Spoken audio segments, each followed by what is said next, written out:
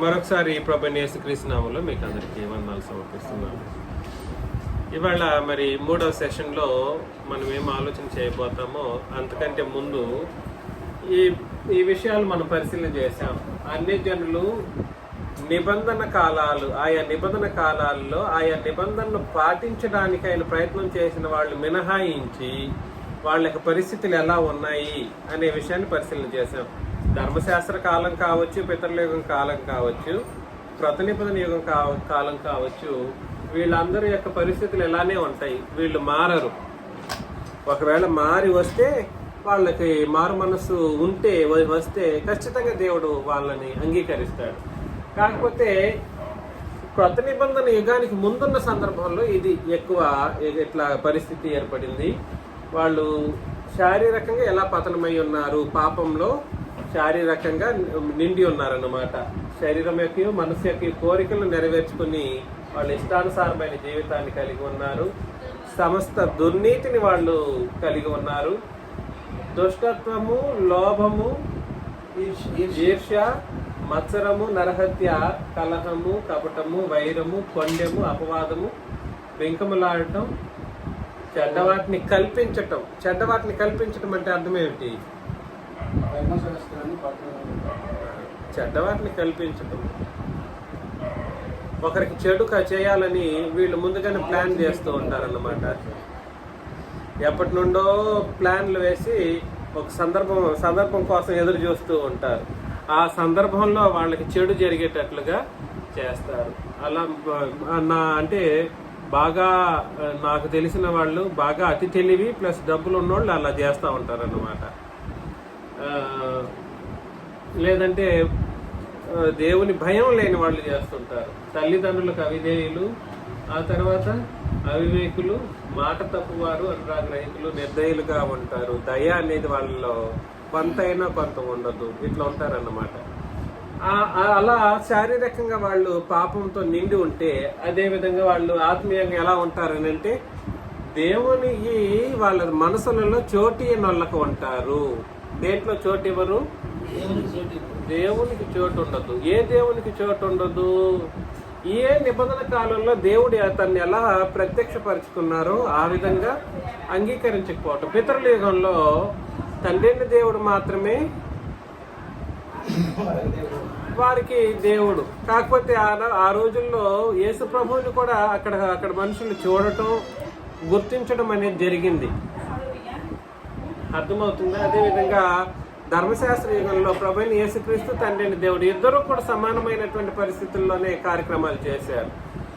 మత్తయి, mark, లూకా, యోహాను సువార్తల్లో ఇవాళ ప్రతి ఒక్కరూ తప్పుగా అపార్థం చేసుకున్న విషయం ఏమిటనంటే, నేను తండ్రి ఏకమై ఉన్నామనే మాట సమానత్వాన్ని సూచించే మాటే కానీ ఇద్దరు కలిసి ఒకటయ్యారన్నట్లు కాదు దాని అర్థం. ఏమిటి అర్థం? ధర్మశాస్త్ర యుగంలో ప్రత్యేకించి తండ్రిని ఎలా విశ్వసించారో ప్రభుని క్రీస్తు యేసునందు కూడా విశ్వసించవలసినటువంటి బాధ్యత ప్రతి ఇశ్రాయేలీయుడైనటువంటి వాడికి ఉంది, సమానమైన రీతిలో. ఈ మాట మీరు అర్థం చేసుకోండి. తండ్రిని దేవుడే వాళ్ళకి చెప్పినప్పుడు ఏమని చెప్పారు? నిబంధనను ఇచ్చేటప్పుడే చెప్పేశారు, మీ కొరకు ఒక ప్రవక్తను పంపబోతాను. ఆయన చెప్పే మాటలన్నిటిని మీరు ఏం చేయాలనంటే వినాలి. వినని వాణిని నేను సర్వనాశనం చేస్తాను అని తెలియజేశాడు. కాబట్టి ఆయన చెప్పిన మాటలను వినడం అంటే దేనికి సంబంధించిన మాట? విశ్వాసానికి. వినటం వలన ఏం కలుగుతుంది? విశ్వాసం. కాబట్టి ఆయన పంపబోయిన వ్యక్తి ఎవరో, ఆయన ఎప్పుడు రాబోతారో ఆ విషయంలో వీళ్ళు చిత్తశుద్ధి కలిగి ఎదురు చూస్తూ ఆయన వచ్చినప్పుడు విశ్వసించలేని స్థితిలోకి దిగజారిపోయారు. కారణం ఏమిటి? నేను తప్ప వేరొక దేవుడు మీకు ఉండకూడదు అని ఒక బయలుదేవతను ఆరాధిస్తున్న సందర్భంలో తండ్రిని దేవుడు చెప్పిన మాటలే. ఇశ్రాయేలీలు ఏ కాలంలోనైనా కూడా సరే తండ్రిని ఆరాధించే ఒక కార్యక్రమంలో నిమగ్నులై ఉన్నారు, వాస్తవం. కానీ ఏదైనా దుఃఖం జరిగిందనుకోండి, ఏమైనా బాధలు జరిగాయి అనుకోండి, వాళ్ళు ఏమైపోయేదని అంటే ఒక దూడబొమ్మను పెట్టుకునేవాళ్ళు, చెవుల్లో, ముక్కుల్లో ఇంక ఇండ్లలో ఉన్నటువంటి బంగారాల్లో ఇంకేవైనా వస్తువులను తీసుకొచ్చేసి పెట్టేసి దాంట్లో పోత పోసిన ఒక బొమ్మను తయారు చేసుకొని వాటిని ఆరాధన చేసేవాళ్ళు. అప్పుడు తండ్రిని దేవుడు ఏం చెప్పారంటే, నేను తప్ప వేరొక దేవుడు మీకు, అదే సందర్భమే తప్ప యేసు ప్రభు గురించి అక్కడ ప్రస్తావించబడడానికి అవకాశం లేని ఒక పరిస్థితి అన్నమాట.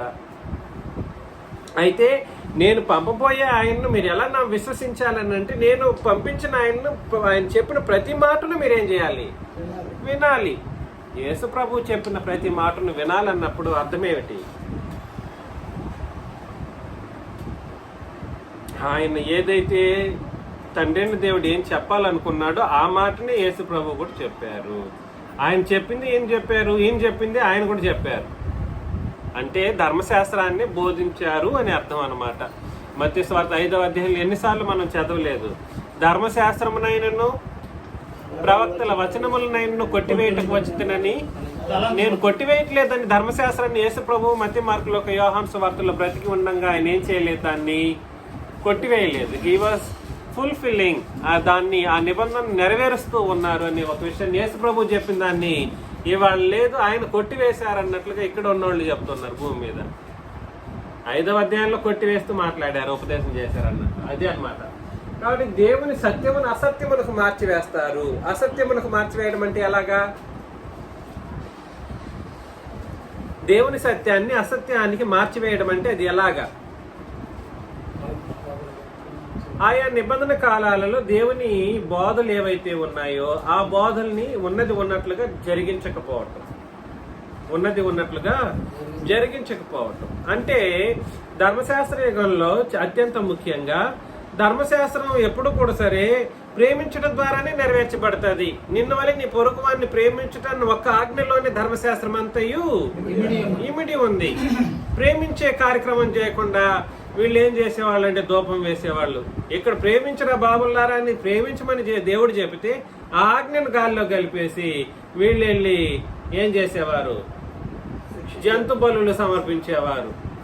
బలి కంటే కూడా సరే నువ్వు చేయవలసిన అత్యంత ముఖ్యమైన కార్యక్రమం సహోదరుల్ని నిన్ను వల్ల నీ పొరుగు వాడిని ప్రేమించే ఒక కార్యక్రమం. బలి కంటే అర్థమవుతుంది కదా చెప్పేది. ప్రేమించడమేనా తండ్రిని దేవుని యందు ఆయన్ను ప్రేమించి ఆయన యందు విశ్వాసం ఉంచటం. ఈ కార్యక్రమాలు దేవుడు చెబితే అది కాకుండా దేవుడు చెప్పిన ఆత్మ సంబంధమైన ధర్మశాస్త్రాన్ని భౌతిక సంబంధమైన కార్యకలాపాలతో ముడిపెట్టేశారు ఇశ్రాయేలు జనాంగం. కార్యకలాపాలంటే బలులు, నైవేద్యం సమర్పించటం, తర్వాత అర్పణలు తీసుకెళ్లి అర్పించటం, వీటి దేవుడికే చేసే ఒక కార్యక్రమంగా అనుకున్నారు. మొత్తానికి ఫెయిల్ అయ్యారు. ధర్మశాస్త్రమును క్రియారూపం దాల్చడం ద్వారా ఏ ఒక్కడును నీతిమంతుడని తీర్చబడడను సంగతి స్పష్టమే అని అన్నాడు. గలతీ పత్రిక 3వ అధ్యాయం 5 అధ్యాయాలు మీరు చదివినప్పుడు 3 మరియు 5 అధ్యాయాలు ధర్మశాస్త్రం వల్ల ఏ ఒక్కడు నీతిమంతుడిగా తీర్చబడడానికి అవకాశం లేదు అని ఒక స్పష్టతను అక్కడ తెలియచేయటం మనం అర్థం చేసుకుంటాం. అది ఏం దాన్ని బట్టి మనం ఏం అర్థం చేసుకోవాలంటే ధర్మశాస్త్ర కాలంలో ధర్మశాస్త్రాన్ని కలిగిన ప్రజలు కూడా సరే అసత్యానికి ఏం చేశారు? దాన్ని మార్చేశారు. పితృలేఖంలో కూడా అంతే సంగతి. దేవుడు తన్ను వెదకాలి అని వాళ్ళకు అనేక సహాయ సహకారాలను అందించినప్పుడు వర్షం పుట్టించిపోతాడు, మీకు అన్ని కార్యక్రమాలు చేస్తున్నది దేవుడే అని నోవహు ఆనాటి ప్రజలకు సువార్తను ప్రకటిస్తూ ఉంటే నవ్వారు. మిమ్మల్ని నాశనం చేయబోతండి, మారు మనసు పొందండి, పాపాన్ని విడిచిపెట్టండి అని హెచ్చరించినప్పుడు వాళ్ళు ఏం చేశారు? హేళన చేశారు, ఎగతాళి చేశారు. చేసి ఏం చేశారని అంటే దేవుని యొక్క మాటలను ధిక్కరించారు. కాబట్టి సత్యం చెప్పినప్పుడు దాన్ని అసత్యంగా మార్చుకున్నారన్నమాట. ఇంకెక్కడ వర్షం రాబోతుంది ఏంటండి? ఇంకెక్కడ వస్తుంది వర్షమేమి రాబోయేది లేదు. అట్లాంటిది ఏమి జరగబోదు అనుకున్నారన్నమాట. ఈ రోజు క్రొత్త నిబంధనలో అసలు ఆ నిబంధన అంటే ఏమిటో తెలియని క్రైస్తవ్యం నేడు తయారైపోయిందన్నమాట. ఎంత ఈ ఎండు నుండి ఆ ఎండు వరకు నలుదిక్కుల మన సంఘం తప్ప నలుదిక్కులా దేవుని సత్యం అనేది అసత్యానికి మార్చివేయబడిన స్పష్టమైనటువంటి సంగతిని మనం చూడగలుగుతున్నాం కళ్ళారా.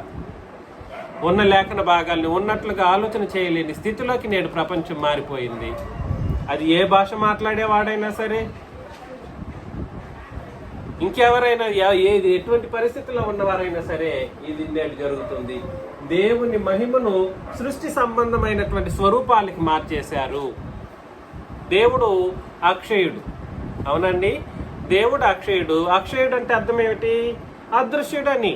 అదృశ్యుడే అక్షయుడు. దృశ్యమైనవి ఏమిటి? దృశ్యమైనవి క్షయమైనవి, అనిత్యములు. అదృశ్యమైనవి నిత్యములు. కాబట్టి దేవుని మహిమను సృష్టి సంబంధమైనటువంటి స్వరూపానికి మార్చేశారని అంటే, ఒక యేసు ప్రభు బొమ్మో లేదా తండ్రిని దేవుని బొమ్మో. ఈ మధ్యలో వీళ్ళు ఉన్నారు చూడండి, మెస్సియానిక్స్ అని చెప్పేసి. వీళ్ళందరూ మీకు అందరికి తెలియదు, కొన్ని డినామినేషనలిజం వాళ్ళు. ఈ మెస్సియానిక్స్ అనే వాళ్ళు ఏం చేస్తున్నారని అంటే, యేసు ప్రభువుని పాత నిబంధన వ్యక్తిగా చూపిస్తూ, మీ సైడ్ ఎక్కువ గుంటూరు సైడ్ ఇట్లా దీపస్తంభం లాగా ఒక 7 రకాల దీపస్తంభాలలాగా ఒక రౌండ్గా అర్ధాకారంలో ఇట్లా పెట్టేసి అందులో వెలుతురు దీపాలు ఉన్నట్టు, దీపాలు పెట్టినట్లు ఇది చేసి వాళ్ళు తయారు చేసుకున్నారు. అంటే అట్లాంటి ఒక రూపం అనేది దేన్ని సూచిస్తుందంటే, దేవుని మహిమను సృష్టి సంబంధమైనటువంటి స్వరూపానికి మార్చివేసినటువంటి ఒక తప్పిదంగా మనం చూడాలి. యేసు ప్రభు బొమ్మ పెట్టుకున్నా, సిలువ పెట్టుకున్నా, యేసు ప్రభు యొక్క భౌతికతను బట్టి దేవదానం అనే ఒక సహోదరుడు దేవదానం అనే ఆయన కూడా ఏం చేశాడంటే, ఒక 3,000 మంది ఉన్నటువంటి 3,000, 2,000, 1,000 మందో, కొన్ని వేల మంది ఎదురుగా కూర్చున్నప్పుడు యేసు ప్రభుకి నాజీరు చేయబడినటువంటి పరిస్థితి ఉంది. నాజీరు చేయబడిన వాడు వెంట్రుకలు కత్తిరించుకోకూడదు అని ఏదేదో చెప్పి అందరి మధ్యలో ఫోటో చూపినందుకు అక్కడ వాళ్ళందరూ చప్పట్లు చకచగా అసలు గట్టిగా కొట్టారు. కాబట్టి యేసు ప్రభు యొక్క భౌతికమైనటువంటి రూపాన్ని చూపించి ఆయన ఏం చేశాడంటే, ఆ రూపం తప్పుడు రూపం అన్నట్లుగా ఆయన రూపం ఇట్లాంటిది కాదన్నట్లుగా నిరూపించారు. అట్లాంటి వ్యక్తులందరూ కూడా ఎక్కడికి వెళ్ళిపోతారు? ఆయన సత్యమును అది యేసు ప్రభు దేవుడు అన్నప్పుడు ఆయన రూపం ఏ రూపం అండి? అదృశ్యమైనటువంటి రూపం, సాదాసీదా రూపం కాదు. అదృశ్య లక్షణములు అనగా నిత్యత్వమును దేవత్వం, నిత్యశక్తి దేవత్వమును కలిగి ఉండటం. యేసు ప్రభుకి నిత్యత్వం ఉందా? నిత్యుడానా? ఆయన నిన్న నేడు నిరంతరము ఒకటే రీతిగా ఉన్నాడంటే నిత్యుడు అని అర్థం. నిత్యత్వం ఉందా? నిత్యశక్తి కలిగిన వాడంటే నిత్యశక్తి కలిగిన వాడు. అదేవిధంగా దేవత్వం కలిగిన వాడనంటే దేవత్వము కలిగిన వాడు, దేవత్వం యొక్క సర్వసంపూర్ణత కలిగిన వాడు అని అన్నాడు. కాబట్టి నిత్యత్వం కలిగి ఉన్నాడు, దేవత్వం ఉంటే ఆయన ఎటువంటి లక్షణాన్ని బట్టి అది నిరూపించబడింది? ఎటువంటి లక్షణాన్ని బట్టి? అదృశ్య లక్షణం. అదృశ్య లక్షణం అంటేనే ఈ రెండు కలిగి ఉండడం అని అర్థం అన్నమాట. కాబట్టి దేవుడు అన్న వాడిని శరీరానికి ముడిపెట్టడం అనేటువంటిది, దాన్ని బట్టి ఫోటోలు చించడం లాంటివి, ఇవన్నీ దేనికి సంబంధించింది? ఇలా అర్థం చేసుకోవడం ద్వారా వాళ్ళు ఏం చేశారంటే అన్ని జనుల దారిలోనికి వెళ్ళిపోయారన్నమాట. సంఘం అంటున్నారు, క్రీస్తు సంఘం అన్నారు. సంఘము కాదు, క్రీస్తు సంఘం అంతకంటే కాదు. వాళ్ళు అన్నిల్లో చేర్చబడినటువంటి ప్రజలుగా మనం చూడాలి. మనం ఎలా చూడాలి? అది దేవత్వం యొక్క అవగాహన లేని పరిస్థితుల్లో, దేవత్వం అంటే కూడా తెలియట్లేదు. యేసు ప్రభుకి దేవత్వం ఉందానంటే దేవత్వమే, దేవుడే. కానీ నాకు దేవుడు అన్నవాడు ఎట్లాంటి వాడు? దేవత్వాన్ని అర్థం చేసుకోలేని వాడు. ఎలాగా? దేవుడే, యేసు ప్రభు దేవుడే, కానీ నాకు దేవుడు కాదని నువ్వు దేవత్వాన్ని అంగీకరించలేదని దాని అర్థం అన్నమాట. దాని అర్థం ఏమిటి అని అంటే, నేను దేవుడిని ఒప్పుకుంటాను కానీ నాకు దేవుడు కాదు, నీకే దేవుడు కాదని ఆయన అర్థం. దాని అర్థం నీకు దేవుడు కాదంటే ఆయనకు దేవత్వం అనేది కూడా ఆయనకి దేవత్వం అనేది కూడా నీకు వర్తించదు అంటే అర్థం ఏమిటనంటే ఇదే లెక్క. వీళ్ళు ఎక్కడికి వెళ్ళిపోతారు వాళ్ళు, అదే అన్నమాట.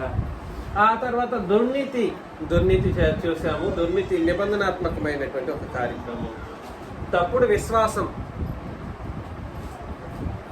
ఆత్మ సంబంధంగా మనిషి యొక్క నీతి మంతత్వం అనేది ఆత్మ సంబంధమైనది. ఆత్మ సంబంధమైనటువంటి విధానంలో పతనం అయిపోవడం అనేది నీతిని బట్టి జరుగుతుంది అన్నమాట. నీతిగా బ్రతకాలంటే నువ్వు ఎక్కడికి రావాలి, క్రొత్త నిబంధన దగ్గరికి రావు. అలా నీతి ఏమిటో తెలుసుకోకుండా ఆత్మీయంగా పతనమైపోయినటువంటి ప్రజలు ఇటు శారీరకంగా ఇన్ని పాపాలు చేయడంతో పాటుగా అది ఇంకా ఇంపార్టెంట్ విషయం, భక్తిహీనత.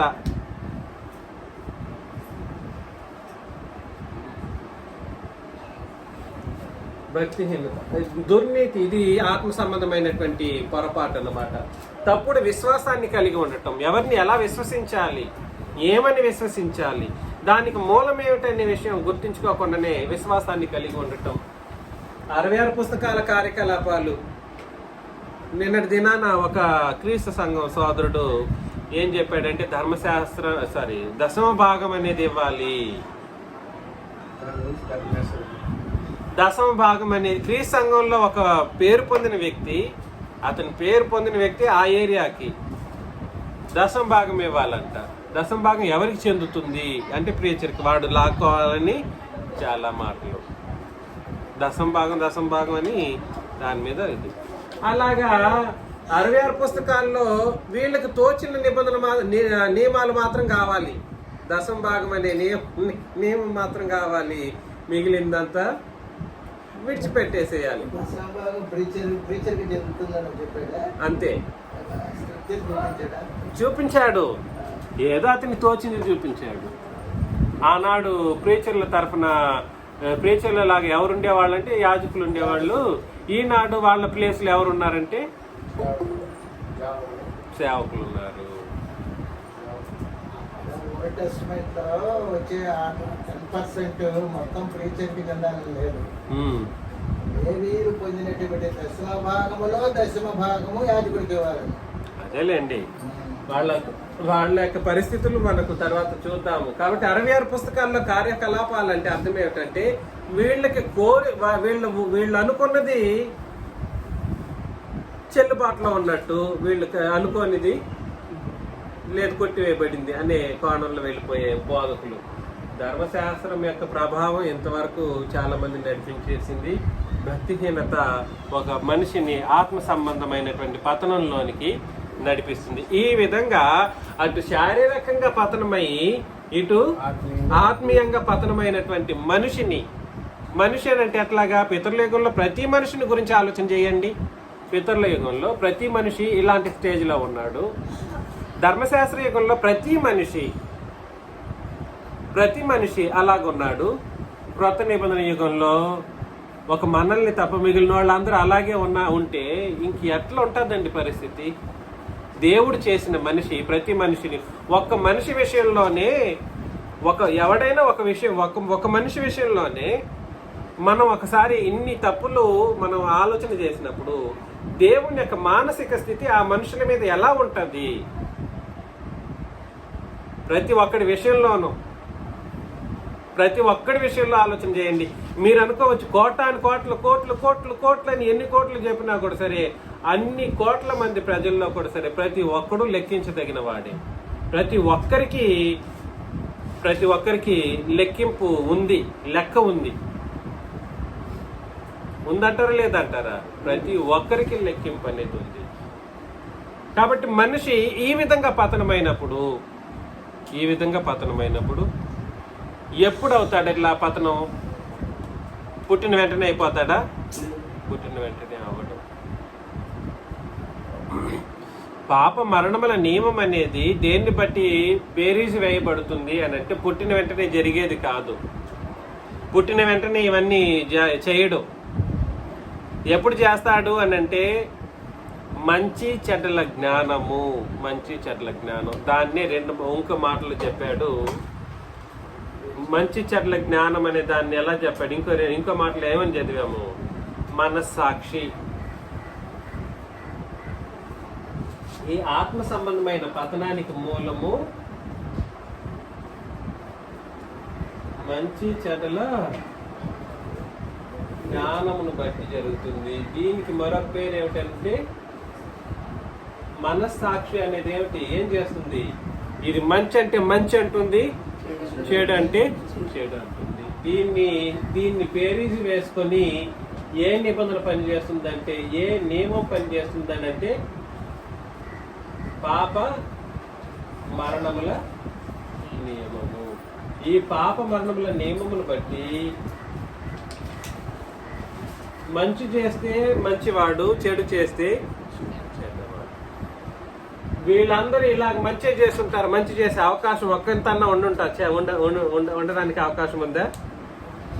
ఏంటండి, ఒక మనిషి ఒక రోజుకి బాగుండాలనుకున్నా కూడా సరే, ఒక రోజులోనే ఉండలేని స్థితిలో ఈనాడు తయారైంది. ఆనాడు అంతకంటే ఎక్కువ.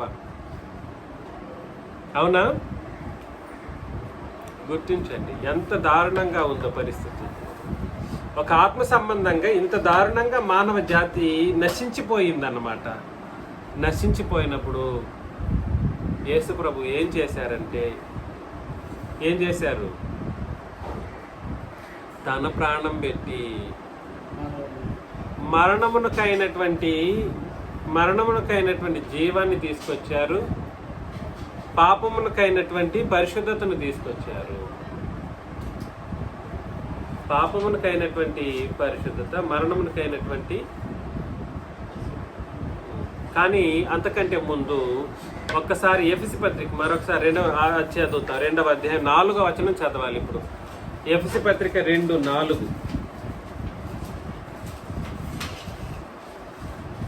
అయినను దేవుడు కరుణా సంపన్నుడై ఉండి మనము మన అపరాధముల చేత సత్యని వారమై ఉండినప్పుడు సైతము మన ఎడల చూపిన తన మహాప్రేమ చేత 3 అదేనా? మీరు అందుకే బైబిల్లో చదవాలి. మనమందరము శరీరం యొక్కయు మనస్సు యొక్కయు కోరికలను నెరవేర్చుకొనుచు మన శరీరాశలను అనుసరించి మునుపు ప్రవర్తించుచు కడమ వారి వలనే స్వభావ సిద్ధముగా దైవోగ్రతకు పాత్రను. కాబట్టి దేవుడు ఏం చేశాడంటే ఇలాంటి స్థితిలో ఉన్న ప్రతి మనిషి మీదను తన యొక్క కోపాన్ని పెట్టేశాడు, ఉగ్రతను పెట్టాడు. పెడతాడా పెట్టడా? ఆయన చేసినటువంటి మానవ జాతి ఇంత దారుణంగా తయారైతే వాడు ఒక్కొక్కరు ఇన్ని పాపాలు చేసుకుంటూ భూమి మీద బ్రతుకుతూ ఉంటే ఆయనకి ఎట్లుంటది? అంత పరిపూర్ణమైనటువంటి స్థితిలో ఆయన ప్రతి మానవ జాతిని సృష్టించినప్పుడు, ప్రతి మనిషిని సృష్టించినప్పుడు ఆ దేవుని గురించిన ఆలోచనే లేకపోవడం, ఆలోచన లేకపోతే భక్తిహీనత, అయినా కానీ సత్యాన్ని అసత్యానికి మార్చటం, ఇదంతా చాలా దారుణమైనటువంటి పాపాలు, చాలా దారుణమైనటువంటి తప్పిదములు. ఈ పాపాలు, ఈ ఆత్మ సంబంధమైనటువంటి పాపాలు, ఇంతగా దిగజారిపోయినటువంటి నరజాతిని దేవుడు ఏం చేస్తాడు? ఖచ్చితంగా తన ఉగ్రతను ఉంచుతాడనమాట. తన ఉగ్రతను ఉంచినప్పుడు విడిచిపెట్టేస్తాడు అనుకుంటున్నారా? అవును, విడిచిపెట్టేస్తాడు. ఆయన విడిచిపెట్టడానికి అయినటువంటి పరిస్థితుల్లో ఆలోచన చేయండి. పాప మరణముల నియమము నుండి జీవమునిచ్చు ఆత్మ యొక్క నియమాన్ని సృష్టించడం ద్వారా ప్రేమించి ఉగ్రత నుండి రక్షించేస్తాడనమాట. ఇది ఇక్కడ రాస్తాను, మనకు స్పేస్ లేదు కాబట్టి. పాపం చేస్తే మరణిస్తారు, అవునా? దీని ద్వారా ఏమొస్తుంది? మనుషుల మీద ఉగ్రత వస్తుంది. ఈ స్టేజ్లో ఉన్న వాళ్ళ మీద ఏమొస్తుంది? దైవోగ్రతకు పాత్రలమై ఉంటిమి అని అన్నాడు. పాపానికి విరుగుడు ఏమిటి? పరిశుద్ధత.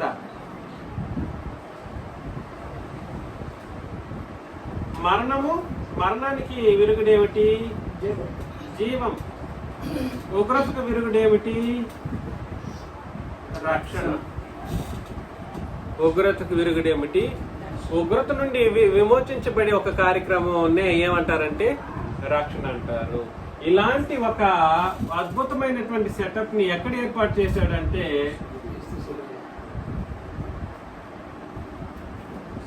క్రీస్తు సిలువలోనే ఏర్పాటు చేసేసాడు. సిలువ నుండి, లో అనే దానికంటే సిలువలో మరియు సిలువ నుండి, సిలువలో మరియు సిలువ నుండి. చూడండి, పాపం చేస్తే మరణిస్తారు, ఉగ్రతను పొందుకుంటారు. పాపం చేస్తే అలాగే ఉండిపోవాల్సిన అవసరం ఇంక మీదట ఉండదు. పాపం చేస్తే అలాగే ఉండాల్సిన అవసరం లేదు. మరణించిన నీవు అలాగే మరణించవు, ఏమవుతావు? జీవాన్ని పొందుకునే ఒక అద్భుతమైన ఆప్షన్ పెట్టేశాడు ఇవాళ. ఉగ్రతను పొందుకున్న నీవు రక్షించబడినటువంటి స్థితిలో ఉండడానికి యోగ్యుడవే. అందుకని చెప్పేశాడు. చదవండి, రోమిలకు రాసిన పత్రిక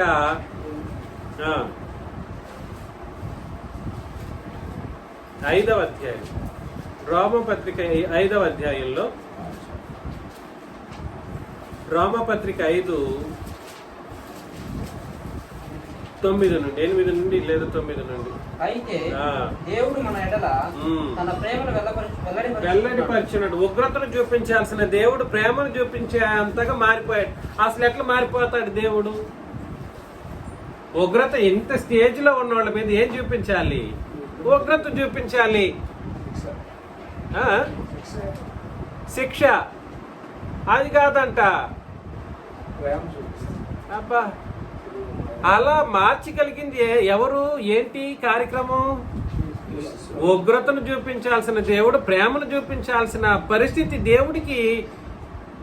దేవుణ్ణి జరిగించేటట్లుగా చేసింది ఏమిటనంటే అక్కడ చెప్పేస్తాడు ఆన్సర్. ప్రేమను వెల్లడిపరచును.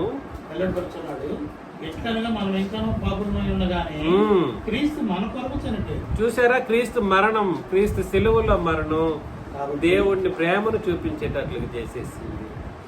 కాబట్టి ఆయన రక్తం వల్ల ఇప్పుడు నీతిమంతులుగా తీర్చబడ్డారు. దేని వలన అండి? ఆయన రక్తం వల్ల.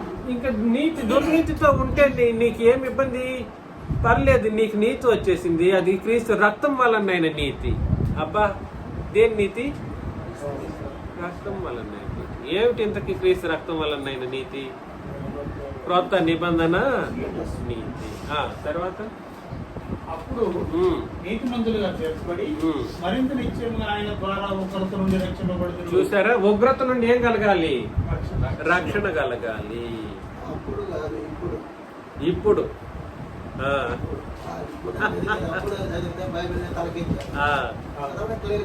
అది అవును, ఆయన కూడా ఒప్పుకోరు కానీ మీ దగ్గర పట్టుబడ్డారు.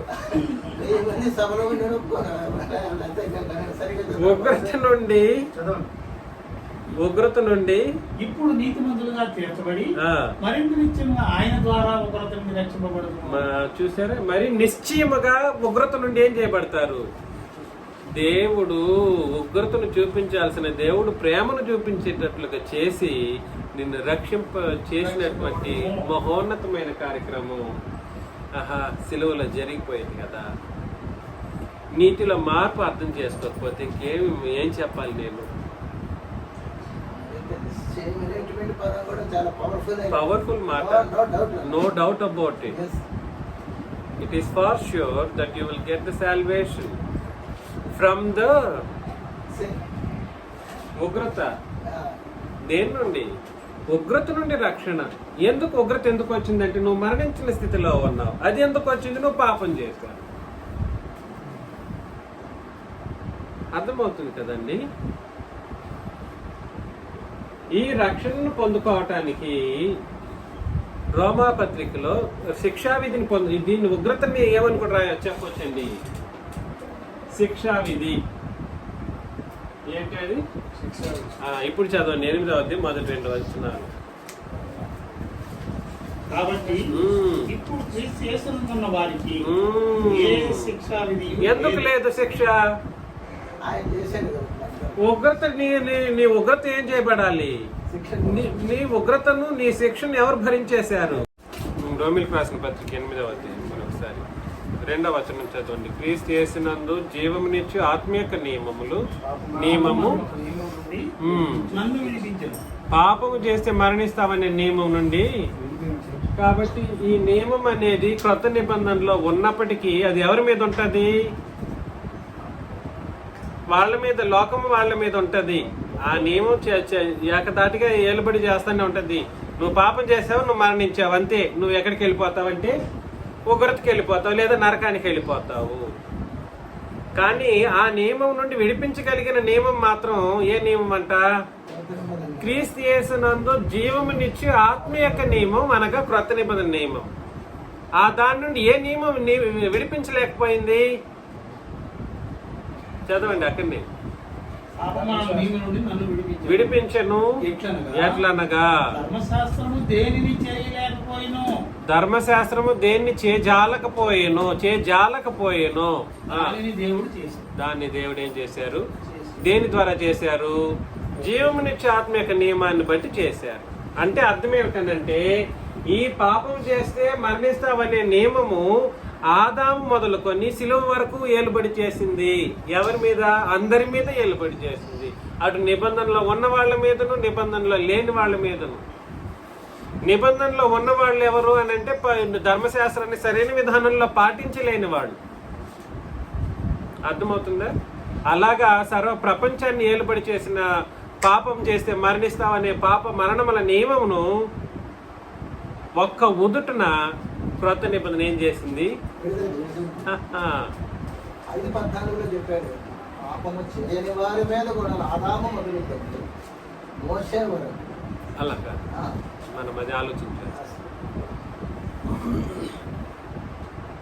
కాబట్టి పాపం చేస్తే మరణ నియమం అనేటువంటి నియమం ఏదైతే ఉందో, ఆ నియమం ఆ నియమాన్ని తలదన్నే నియమం ఏ నియమం? ఇప్పుడు అది క్రొత్త నియమం. తలదన్నేదనే దానికంటే కూడా సరే, ఆ నియమం నుండి విడిపించగలిగినటువంటి నియమం కేవలం క్రొత్త నిబంధన మాత్రమే. లేదు, ఎంత గొప్పదో క్రొత్త నిబంధన. ధర్మశాస్త్రం దాన్ని చేజాలగలిగిందా? అసలు ఊహకు కూడా అందదన్నమాట. పాప మరణముల నియమము నుండి దేవుని యొక్క ప్రాథమిక సార్వత్రిక నియమం అది. ఏది? పాప మరణములు నియమం అన్నమాట. అర్థమైతే మీకు మంచిదే.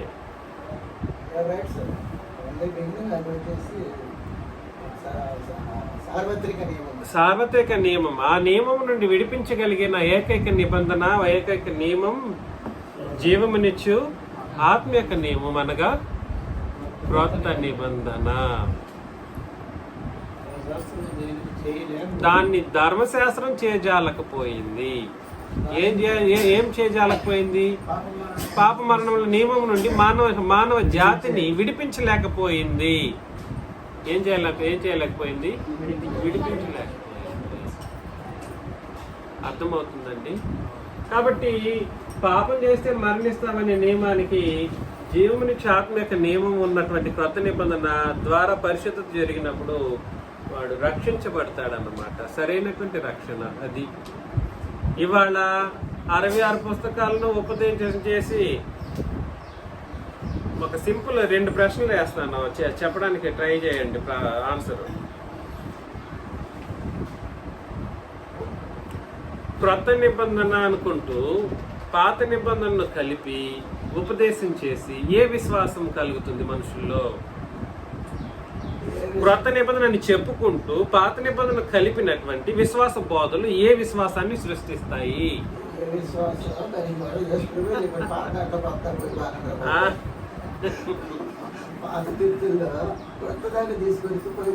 పోయిపోకండి అని చెప్పారు. ఎగ్జాక్ట్లీ. చెప్పండి శేష్ గారు. విన్నది పాత క్రొత్త నిబంధనలను కలిపి బోధించిన బోధ అయితే నువ్వు పొందుకున్న విశ్వాసం ఏ విశ్వాసం అయి ఉంటుంది? కలిపి చేరిపిన తప్పుడు విశ్వాసం. విశ్వాసం తప్పైతే బాప్తిసం సరైనదిగా ఉంటుందా? విశ్వాసం తప్పైతే బాప్తిసం రైట్ అయిపోతుందా? రెండవ ప్రశ్న. ఏం ప్రశ్న? విశ్వాసమే తప్పు, బాప్తిస్మం రైటా?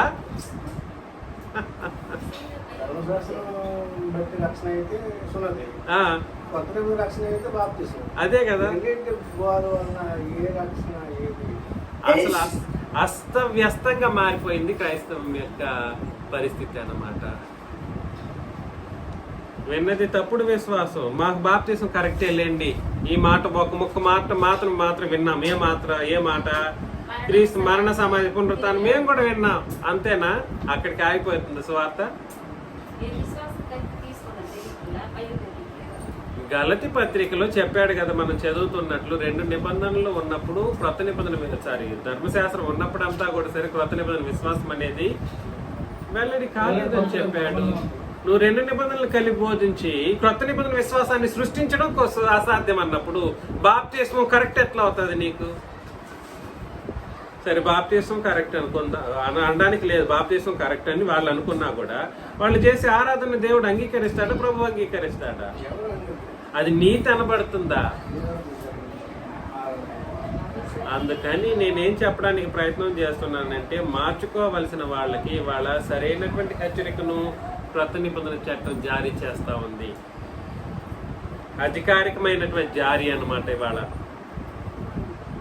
అధికారికమైనటువంటి జారీ, ఆజ్ఞ ఇది. ఎవడైనా బాప్తిసం తీసుకోవాలనుకుంటే నీకు నెక్స్ట్ ప్రశ్న ఏమిటనంటే, నువ్వు నిజముగా క్రొత్త నిబంధన అంగీకరించావా?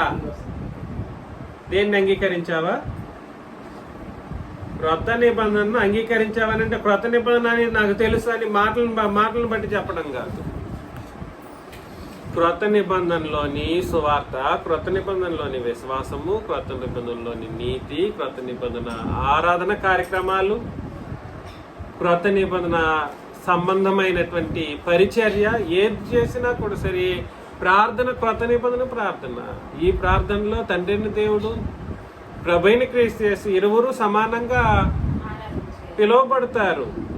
ఈ ప్రార్థనలో ఇరువురు సమానంగా పిలువబడతారు. ఇరువురికి సమానమైనటువంటి కార్యకలాపాలు, స్తోత్రాలు చెల్లించవలసినటువంటి పరిస్థితులు ఉన్నాయి. క్రొత్త నిబంధన అంటే ఇది. ఏది? ఇరువురికి, తండ్రిని దేవునికి, ప్రభువైన క్రీస్తు యేసుకి సరైన పరిస్థితుల్లో, సమపాళ్లలో సమానత్వపు స్థితిగతులను ఇచ్చి మహిమపరిచే ఒక కార్యక్రమం క్రొత్త నిబంధన యొక్క శ్రేష్టమైనటువంటి కార్యక్రమం. అది నువ్వు ఆరాధన చేసుకో, నువ్వు ఇంట్లో కుటుంబ ప్రార్థన పెట్టించుకో, లేదా నువ్వు వీధిలో స్వార్థ ప్రకటన చేయడానికి చేయించు. ఏది చేసినా ఇరువురికి సమానమైనటువంటి పరిస్థితులను కలిగి చేయడమే క్రొత్త నిబంధన యొక్క విశిష్టమైనటువంటి కార్యక్రమం. ఏది చేసినా ఎవరి ద్వారా చేస్తాము? పరిశుద్ధాత్మ ద్వారా చేస్తాము. ఈ మాటలు మీరు మాట్లాడకూడదు.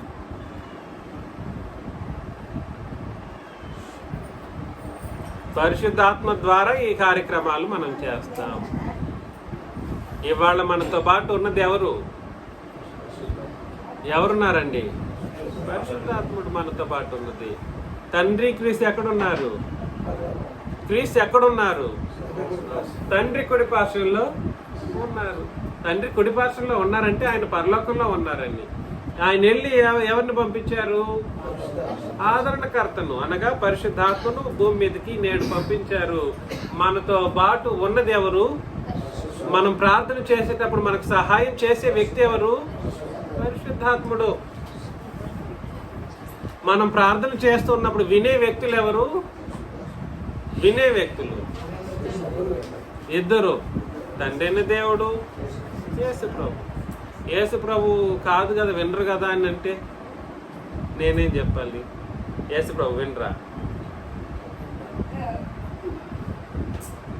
ఈ న్యూ ఏజ్లో మూఢనమ్మకం ఈ క్రిస్టియానిటీలో పెరిగినంతగా ఈ క్రొత్త యుగంలో క్రిస్టియానిటీలో మూఢనమ్మకం పెరిగినట్లు మరి ఏ ఇతర మతాల్లో పెరగలేదు. మూఢనమ్మకాన్ని తొలగించింది అనుకుంటుంటారు టెక్నాలజీని బట్టి. నో, బైబిల్ని బట్టియో లేదా క్రొత్త నిబంధనను బట్టియో చూస్తే మూఢనమ్మకం అనేది ఈ క్రిస్టియానిటీలో తప్ప ఇంకెక్కడా లేదు. అంత తప్పుడు మూఢనమ్మకాలు. అర్థం చేసుకోండి. కాబట్టి నేనేం చెప్పడానికి ప్రయత్నం చేస్తున్నానంటే, శిక్షా విధి అవసరమా, రక్షణ అవసరమా డిసైడ్ చేసుకోవాల్సిన పరిస్థితి నేటి సర్వ మానవాళికి ఉంది. ఎవరు తీసుకున్నా మన దగ్గరికి రావాల్సిందే. ఇంకా ఎవరు తీసుకోవాలనుకున్నా ఎక్కడికి రావాలి? ఆ, మన దగ్గరికే రావాలి.